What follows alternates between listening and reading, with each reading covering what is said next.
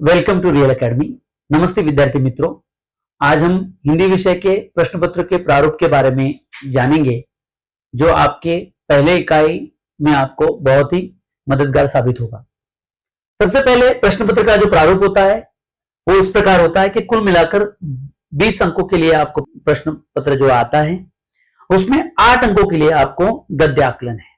गद्य आकलन मतलब आपके जो जितने भी जो पाठ है उन पाठ पर आधारित जो भी कोई प्रश्न पत्र है वो आपको पूछा जाता है। फिर 6 अंकों के लिए आपको पूछे जाते हैं पद्य। पद्य मतलब होते हैं जैसे आपकी कविता आधारित कृतियां उस पर होती है, वो किस प्रकार होती है वो आगे हम डिटेल में जानेंगे। उसके बाद जो है 4 अंक के लिए आपको पूछे जाते हैं पूरक पठन। पूरक पठन मतलब आपके जो 4 लेसन और पोएम्स के बाद जो आपके टेक्स्ट बुक में दिए जाते हैं उस पर पूछा जाता है 4 अंकों के लिए। उसके भी प्रश्न पत्र के जो स्वरूप है वो हम डिटेल में उसकी जो भी है विस्तृत रूप से उसकी जानकारी लेंगे। और 2 अंकों के लिए व्याकरण आधारित कृति होती है। ऐसे कुल मिलाकर ये पूरा जो प्रश्न पत्र है ये 20 अंकों के लिए हमें पूछा जाता है। उसकी विस्तृत जानकारी हम लोग लेंगे। तो उसमें पहला है हमारा गद्य आकलन, उसकी विस्तृत जानकारी हम लेते हैं। सबसे पहले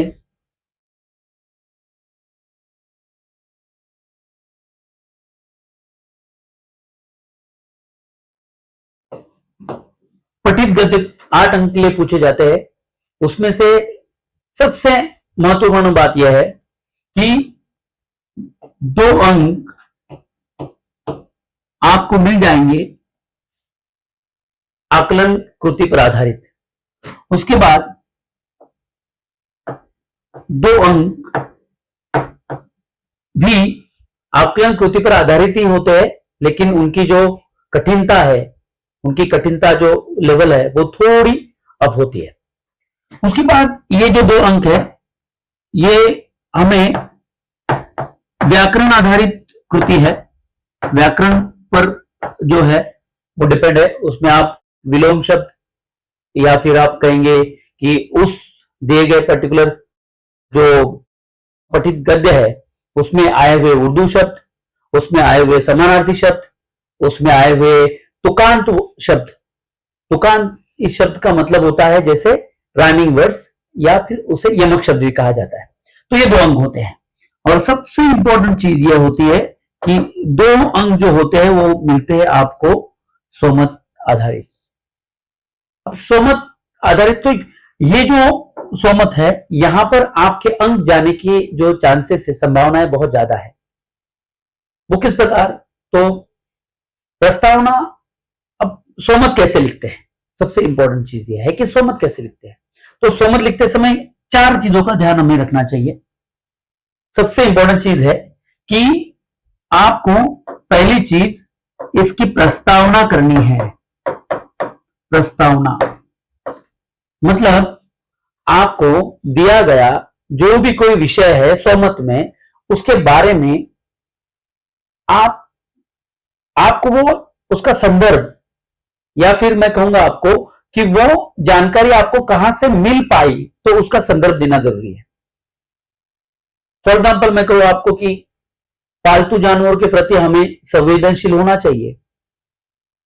तो पालतू जानवरों से लेकर कोई लेसन से रिलेटेड, कोई पार्ट से रिलेटेड कोई प्रश्न अगर पूछा जाता है तो उसका ज्यादा से ज्यादा वहां पर आपको लिखना है। जैसे कोई भी स्वमत अगर विषय के बारे में आपको पूछा जाता है तो उसका संदर्भ, उसकी प्रस्तावना करना जरूरी है।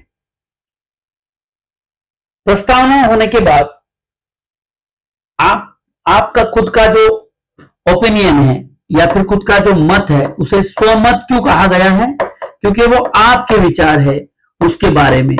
आप उसके बारे में सही सोचते हो या फिर आप उसके बारे में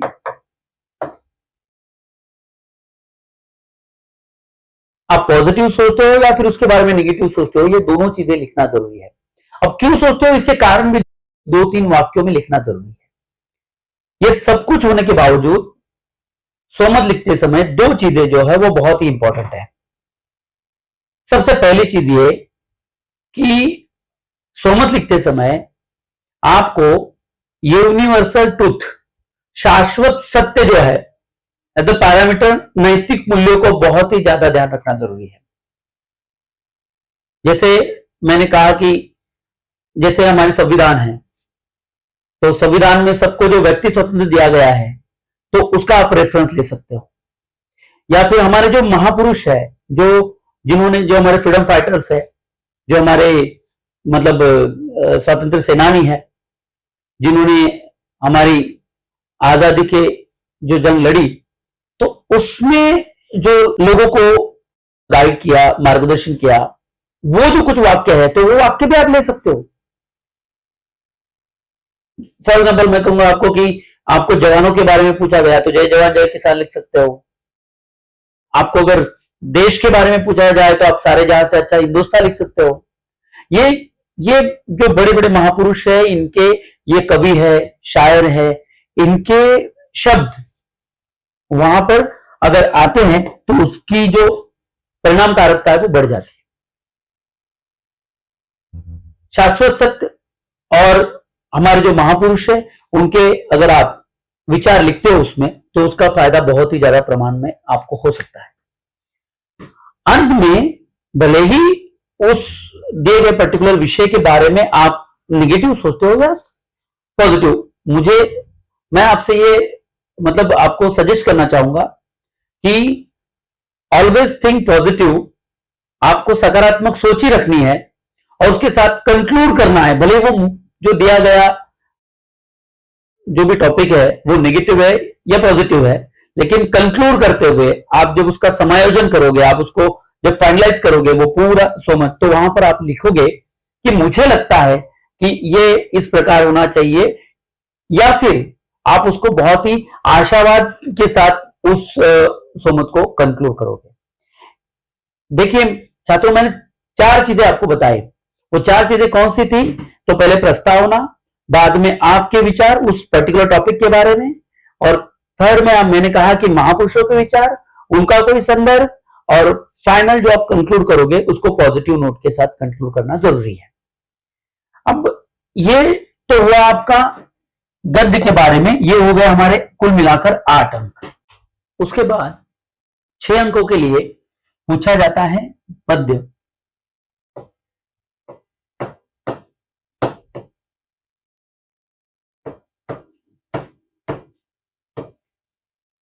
मतलब कविताएं।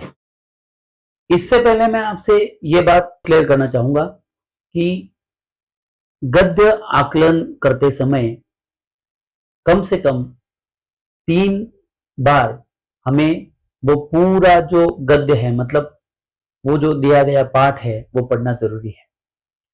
उसमें दिए गए जो कठिनतम शब्द है, उनके प्रमाण हिंदी भाषा में जो मतलब है, अर्थ है, वो हमें समझना जरूरी है।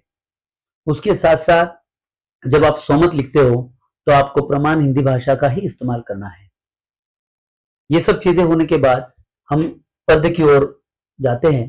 तो पद्य में सबसे इंपॉर्टेंट चीज यह है कि पद्य का भावार्थ, जो प्रमाण हिंदी भाषा में आपके जो रिस्पेक्टेड टीचर्स है तो उन्होंने आपको सिखाया होगा, तो वो आपको पहले समझना जरूरी है।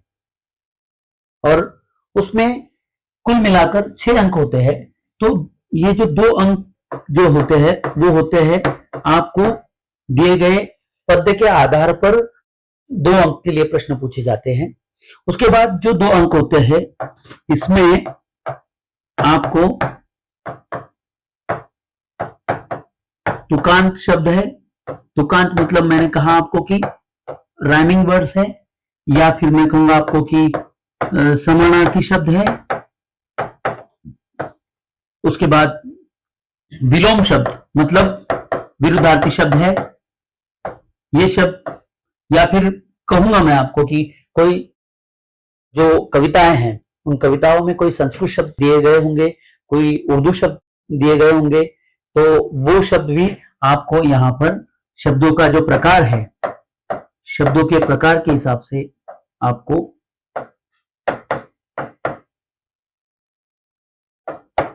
शब्दों के प्रकार भी पूछे जा सकते हैं। ये 2 अंक के लिए पूछा जाता है। ये कुल मिलाकर हो गए 2 और 2 4 अंक। अब ये जो 2 अंक है, इसमें कुल मिलाकर जो 2 अंक है, इसमें आपको सबसे इंपॉर्टेंट चीज ये पूछी जाएगी कि दिए गए पद्यांश में प्रथम 4 पंक्तियों का, अंतिम 4 पंक्तियों का भावार्थ स्पष्ट कीजिए। भावार्थ स्पष्ट करते समय भी मैंने कहा आपको, जिस प्रकार प्रस्तावना हमें करनी होती है, जैसे एग्जाम्पल के तौर पे मैं लूंगा कि कक्षा 9वीं में, जो 9वीं कक्षा है, उसमें चौथे नंबर की जो हमारी कविता है, किताबें, उसका अगर हमें प्रस्तावना, उस कविता की प्रस्तावना अगर हमें करनी हो तो वो किस प्रकार होगी। जैसे प्रस्तुत पंक्तियां किताबें इस कविता से ली गई है। इस कविता के कवि गुलजार जी है। इन्होंने इस कविता के माध्यम से हमें किताबों का महत्व और किताबों की सद्य स्थिति का वर्णन किया है, ऐसे आप लिख सकते हो। और उसके बाद ये पहला पैराग्राफ हुआ, और उसके बाद फिर जो पंक्तियां दी गई है, उन पंक्तियों का सरल अर्थ आपको लिखना है। ये 2 अंक के लिए आता है। इसमें मैंने कहा आपको कि आपको प्रस्तावना जरूरी है। उसके बाद ये पद्य में सबसे इंपॉर्टेंट चीज यह है कि उनके जो कठिनतम शब्द है, उनके अर्थ आपको सही तरह से ध्यान में रखने होंगे। उनके अर्थ ध्यान में रखते हुए आप जब प्रमाण हिंदी भाषा का इस्तेमाल करोगे भावार्थ लिखते वक्त, तो उनमें कोई गलतियां न हो, इस पर ध्यान रखें। क्योंकि माध्यमिक शिक्षा बोर्ड के नियमानुसार स्वमत या फिर भावार्थ, इनमें कुल मिलाकर 2 में से 2 अंक नहीं मिलते। लेकिन बहुत अच्छा अगर लिखा है तो 2 में से 2 अंक मिल सकते हैं।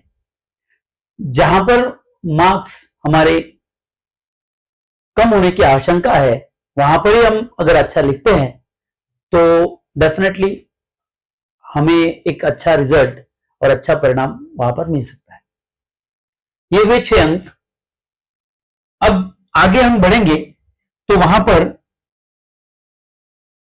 4 अंकों के लिए आता है हमारा पूरक पठन, जो बहुत ही बहुत ही सरल तरीके से हम उस मार्क्स या फिर अंक हासिल कर सकते हैं।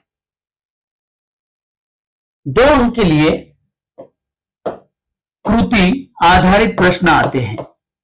जैसे कोई बॉक्स बनाया है, उनमें से दो कंटेंट दिए हुए हैं, वो बॉक्स आपको अच्छे से वो पढ़ना है। उससे पहले हमें घर पर उसकी तैयारी अच्छे से करनी है। मिनिमम कम से कम 2 से 3 बार उसको अच्छे से पढ़ो, अच्छे से समझो, उसमें जो डिफिकल्ट वर्ड्स है उसको पढ़ो। और फिर जब आप वो क्वेश्चन देखेंगे पहले 2 मार्क्स के लिए, तो आपको वहां पर ही वो ढूंढना है जो पैसेज ऑलरेडी, मैं कहूंगा आपको कि वो जो पूरक पठन है वो आपके प्रश्न पत्र में दिया हुआ है। तो वो देने के बाद वहां पर जब 2 अंक आपको मिलते हैं, तो वहां पर उनके जो आंसर्स होते हैं, उनके जो जवाब होते हैं, वो 2 शब्दों में या फिर 2 वाक्यों में ऐसे लिखे जाते हैं।